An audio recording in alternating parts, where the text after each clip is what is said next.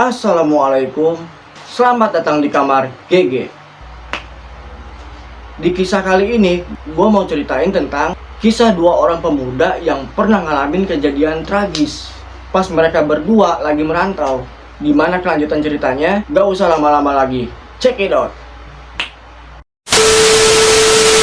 Di konten kali ini, gue bakal ceritain tentang dua orang pemuda yang pernah ngalamin kejadian tragis pas mereka berdua lagi merantau. Kita sebut saja namanya Aris dan Arman. Mereka berdua merantau itu buat bekerja sebagai tukang kebun di salah satu kota yang ada perkebunan karetnya. Dan mereka berdua harus menempuh 3 jam perjalanan melalui perjalanan laut sebelum akhirnya mereka berdua itu sampailah di kota tujuan.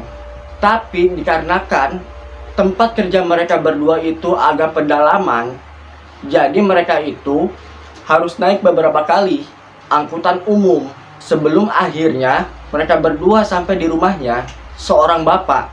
Kita sebut saja namanya Pak Anam. Pak Anam ini yang nantinya bakal nganterin mereka berdua ke lokasi kerja. Setelah 20 menit menumpang di mobilnya Pak Anam, sampailah mereka di rumahnya yang bakal jadi tempat tinggal mereka sementara. Nah, si Aris ini begitu sampai di depan rumah, dia itu ngerasa kayak ada yang aneh sama Pak Anam ini. Dia itu kelihatan kayak gelisah dan pengen cepet-cepet pulang. Pas Pak Anam ini pamit pergi, Aris sama temannya ini langsung masuk ke rumah. Tapi Aris ini nyoba buat ngebuang jauh-jauh pikirannya itu. Takutnya kalau makin dipikirin bakalan kejadian. Nah, besok paginya pas Arman mau cari sarapan, tiba-tiba ada tamu yang datang bawa keronjot berisi bahan-bahan pokok makanan. Nah, mereka itu sempat bingung karena sebelumnya yang bakal nganterin barang-barang itu Pak Anam, tapi malah kebalikannya, yang datang itu malah orang lain. Nah, ditanyalah si orang itu, Pak Anam ini kemana? Si bapak itu responnya malah kayak orang ketakutan. Mata si bapak itu sambil ngeliatin rumah yang ditempatin sama Arman dan Aris. Habis itu si bapak ini malah buru-buru pamit pergi. Nah, karena kejadian itu, si Aris ini jadi mikir karena udah ada 2 orang yang tingkahnya aneh pas ngeliat rumah itu, yaitu Pak Anam sama si bapak yang nganterin makanan. Nah, Aris ini langsung bilang ke Arman kalau ada yang gak beres sama rumahnya, karena dia udah ngeliat ada 2 orang yang kayak ketakutan pas udah lihat rumah itu. Tapi karena si Arman ini orangnya gak percayaan sama hal-hal yang mistis, dia itu mengabaikan dan meminta si Aris ini buat jangan mikir yang aneh-aneh. Nah, kebetulan sore itu mereka berdua habis dari rumahnya Pak Anam ngomongin soal kerjaan. Pas di sela-sela obrolan itu, si Aris ini nanyain tentang rumah itu. Tapi jawaban Pak Anam ini kurang enak. Seolah-olah Pak Anam itu gak mau bahas tentang rumah itu dan malah meminta Aris buat buru-buru balik karena udah malam. Ya udah, akhirnya mereka berdua itu pulang. Nah, di tengah-tengah perjalanan mereka berdua itu sempat bertemu sama bapak-bapak dan mereka itu sempat ngobrol karena si bapak itu baru pertama kali ngelihat Arman dan Aris. Lalu si bapak ini nanya, rumah kalian di mana? Jelasinlah sama Aris kalau mereka itu tinggal sementara di rumah itu. Nah, si bapak itu malah kayak kaget dan nyaranin mereka berdua buat pindah rumah aja. Tapi karena mereka itu cuma merantau dan rumah itu juga cuma rumah sementara, jadi mereka itu nggak bisa apa-apa. Tak lama mereka pamit pulang. Begitu mereka masuk ke rumah, si Aris ini langsung ngerasa kalau ada hawa-hawa yang aneh lagi. Aris juga sempat ngeliat ada bayangan orang yang lagi duduk di kursi ruang tamu. Tapi pas si Arman nyalain lampu ruangan, bayangan itu ngedadak ngilang gitu aja. Awalnya Aris ini mau cerita ke Arman, tapi nggak jadi. Nah, habis itu si Arman sempat ngobrol sama Aris sambil ngerokok di ruang tamu. Nggak lama kemudian, Arman ini pamit buat tidur duluan karena nggak mau tidur sendirian di ruang tamu. Tapi pas dia matiin lampu ruangan, dia itu ngeliat lagi ada orang yang lagi duduk di kursi sambil menghadap ke pintu. Nah, habis itu si Aris ini kayak yang takut dan langsung masuk kamar. Udah gitu Aris tidur. Belum lama dia tidur, si Aris ini ngedadak kebangun karena dia ngedengar ada suara orang yang lagi mendengus sambil ngorok di sampingnya. Ditengoklah sama Aris. Ternyata itu Arman yang lagi tidur. Tapi anehnya, di situ suara dengkurannya ngedadak hilang. Diganti sama Aris ngecium aroma bau darah. Rasa kalau ada yang ngeberes, si Aris ini langsung buru-buru narik selimut sambil nutupin badannya pakai selimut. Pokoknya berharap malam itu dia itu bisa langsung tidur. Nah, pas paginya, itu adalah hari pertama mereka bekerja. Sambil berharap setelah mereka sibuk bekerja, mereka bisa ngelupain kejadian-kejadian yang udah dialami sebelumnya. Tapi ternyata nggak bisa. Masalahnya, pas jam istirahat, Aris sama Arman ini ketemu sama bapak-bapak yang umuran 60-an di kantin perkebunan. Dan pas si bapak itu tahu kalau mereka itu tinggal di sana, si bapak itu juga langsung nyuruh mereka berdua buat pindah rumah. Si bapak itu nyuruh mereka berdua buat nyari rumah-rumah milik warga yang dekat sama tempat kerja mereka berdua. Bapak itu juga sempat bilang kalau dia itu kasihan sama mereka berdua. Kok bisa kasihan? Tapi nggak dijelasin alasannya sama bapak itu.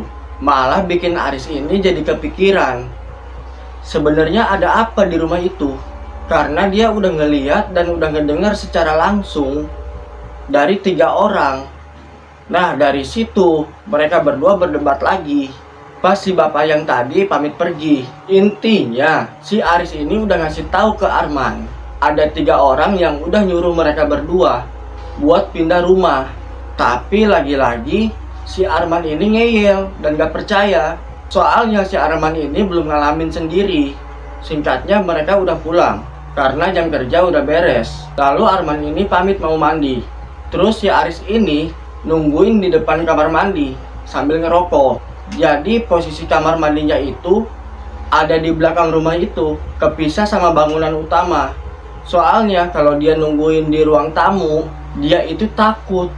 Awalnya nggak ada yang aneh, tapi gak lama setelah itu, pas si Aris ini masih duduk di kursi sambil nungguin Arman, ngedadak si Aris ini ngecium aroma-aroma bau darah.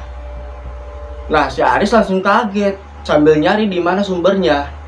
Gak sengaja pas pandangan Aris ini ngelihat sekeliling, Aris itu ngelihat ada sosok yang lagi berdiri di bawah pohon kelapa. Sedangkan Aris juga nggak tahu sejak kapan ada orang di sana. Tapi si Aris ini ngelihat dengan jelas kalau sosok itu adalah laki-laki yang nggak pakai baju, rambutnya gondrong dan ada tatonya di tangan kanan sama bagian dada. Dan sosok itu kelihatan kayak yang marah. Di situ Aris ini ngedadak gak bisa gerakin badannya pas sosok itu menatap Aris. Sampai-sampai si Aris ini dikagetin lah sama Arman. Ditanya lah sama Arman, "Kau kenapa, Aris?" Tapi Aris ini gak bisa jawab. Dia itu cuma bisa ngasih isyarat pakai matanya yang sambil ngeliatin sosok itu. Tapi pas Arman ngarahin pandangannya ke arah yang diliatin Aris, dia itu gak lihat apa-apa. Tapi si Aris ini masih ngeliat kalau sosok itu masih berdiri di bawah pohon sambil melototin Arman.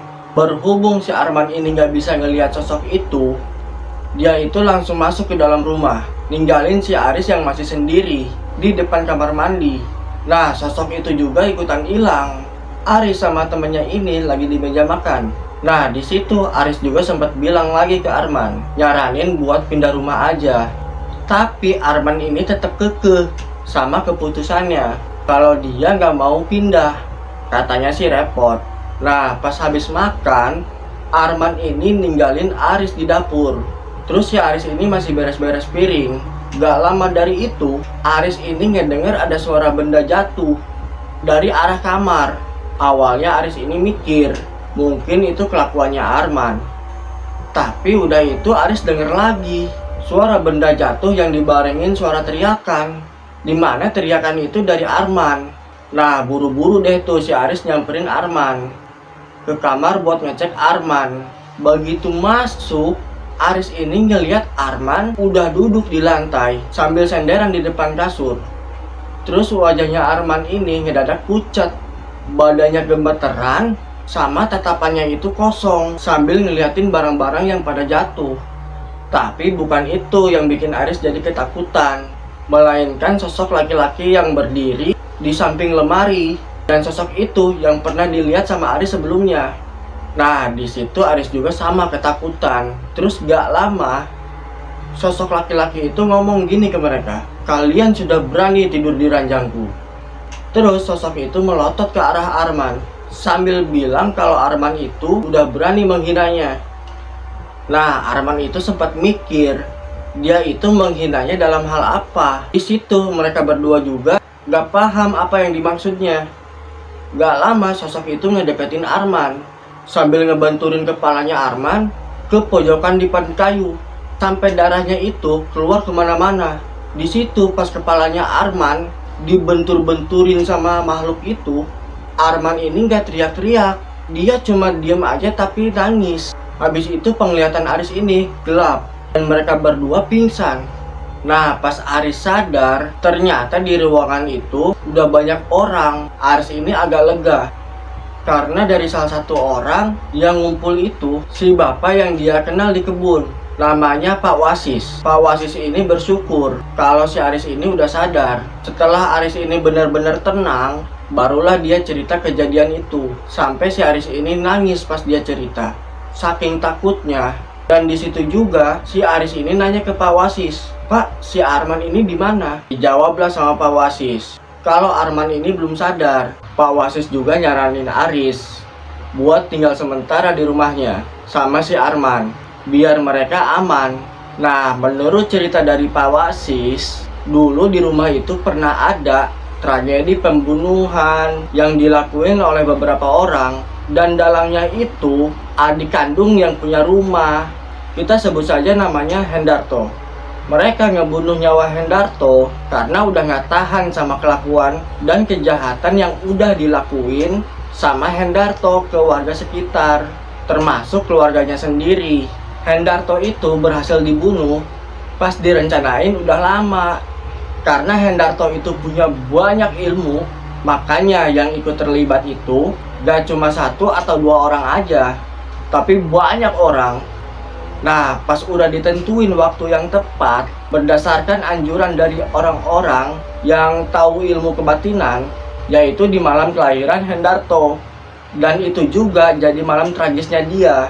Dan Hendarto ini berhasil dibunuh dengan cara disembelih tepat di jam 12 malam. Dan dibunuhnya di kamar itu. Tapi sebelum Hendarto meninggal, dia sempat bersumpah dia bakal mencari korban lagi buat tinggal di rumah itu, karena udah ada yang berani numpahin darah angkoronya di rumah itu. Dan ternyata sumpahnya Hendarto ini benar-benar terbukti pas pertama kali ada sepasang suami istri yang nempatin rumah itu. Dan mereka itu ditemuin udah meninggal dengan cara gantung diri di kamar tempat Hendarto dieksekusi. Sementara si Arman yang udah sadar ini, dia kelihatan agak linglung, sering nangis dan teriak-teriak sendiri. Ya mungkin efek dari si makhluk itu kali ya. Bahkan si Arman ini sempat ngebentur-benturin kepalanya tanpa sebab. Nah, masih inget kan sama yang namanya Pak Anam? Dia itu akhirnya jadi sasaran kemarahan warga karena dia udah berani nempatin Aris dan Arman yang tinggal di rumah itu. Nah, seiring berjalannya waktu, keadaannya Arman ini lumayan berubah. Walaupun udah ditempuh dengan berbagai cara sama orang tuanya buat ngobatin dia. Sampai akhirnya sekitar 40 harian lah, pas kepulangan Aris sama Arman, Arman ini meninggal tepat di jam 12 malam juga. Dan dari situ muncullah banyak spekulasi liar kalau arwahnya si Arman ini diambil sama Hendarto. Tapi si Aris percaya kalau si Arman itu udah ditempatin di tempat yang terbaik. Nah, dengan adanya kisah kali ini, semoga kita bisa ngambil hikmahnya.